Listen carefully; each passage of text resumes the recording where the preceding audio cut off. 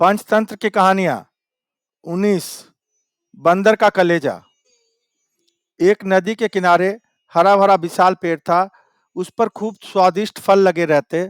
उसी पेड़ पर एक बंदर रहता था, बड़ा मस्त कलंदर। जी भर कर फल खाता, डालियों पर झूलता और कूदता फांदता रहता। उस बंदर के जीवन में एक ही कमी थी कि उसका अपना कोई नहीं था। माँ बाप के बारे में उसे कुछ याद नहीं था। न उसके कोई भाई था और ना कोई बहन जिनके साथ वह खेलता।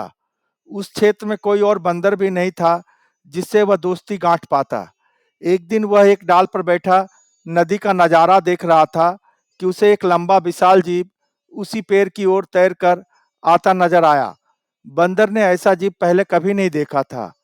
उसने उस विचित्र जीव से पूछा, अरे भाई, तुम क्या चीज हो? विशाल जीव ने उत्तर दिया, मैं एक मगरमच्छ हूँ।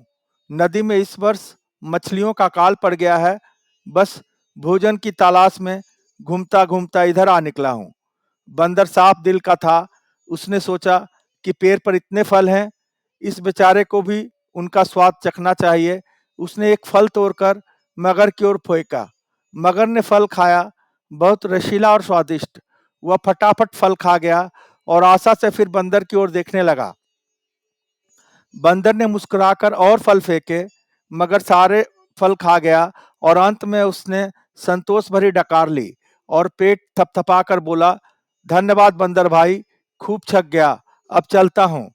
बंदर ने उसे दूसरे दिन भी आने का न्योता दे दिया। मगरमच्छ दूसरे दिन आया।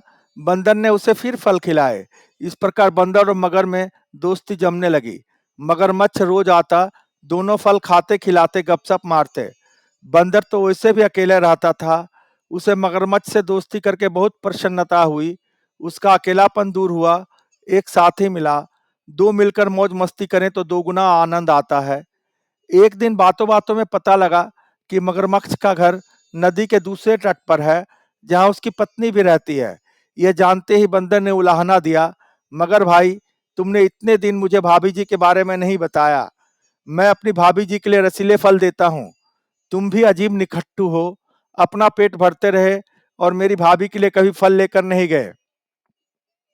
उस शाम उस शाम बंदर ने मगरमच्छ को जाते समय ढेर सारे फल चुन चुन कर दिए।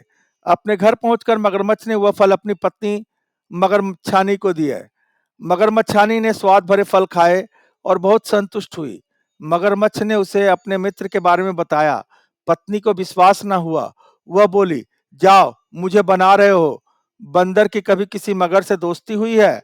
मगर ने भरोसा दिलाया, यकीन करो भाग्यवान, वरना सोचो यह फल मुझे कहाँ से मिले। मैं तो पेड़ पर चढ़ने से रहा। मगरनी को यकीन करना पड़ा।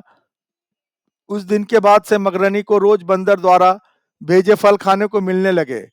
उसे फल खाने को मिलते यह तो ठीक था, पर मगर का बंदर से दोस्ती के चक्कर में दिन भर दूर रहना उसे खलने लगा।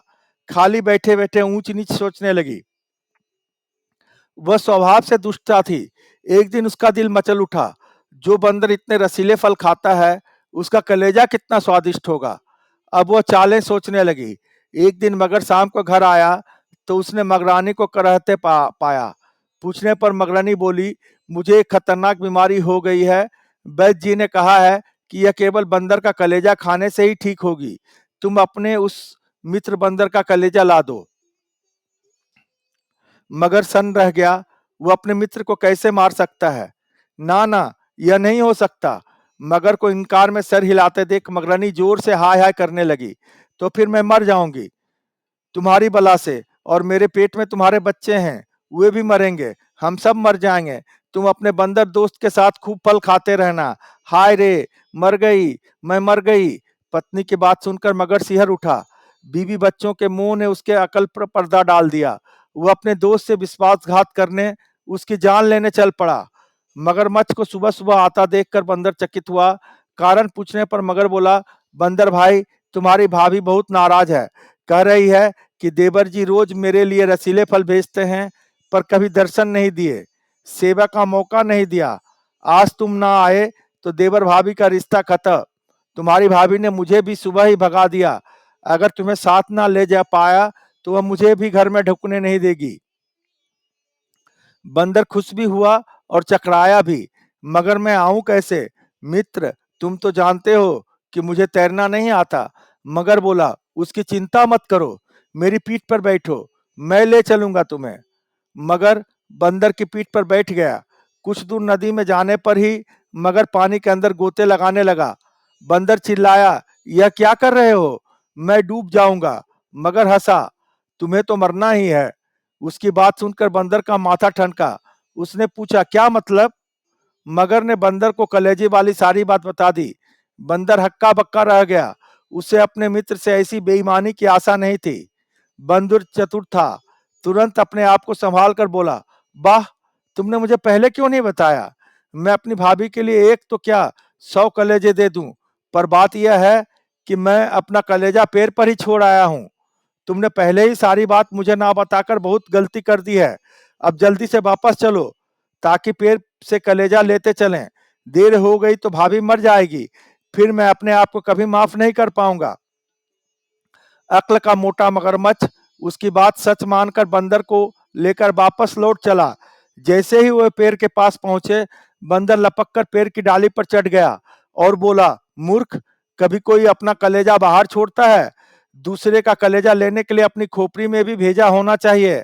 अब जा और अपनी दुष्ट बीबी के साथ बैठकर अपने कर्मों को रो। ऐसा कहकर बंदर तो पेड़ की टहनियों में लुप्त हो गया और अक्ल का दुश्मन मगरमच्छ अपना माथा पीटता हुआ लौट गया। सीख, धोखा कभी नहीं फलता।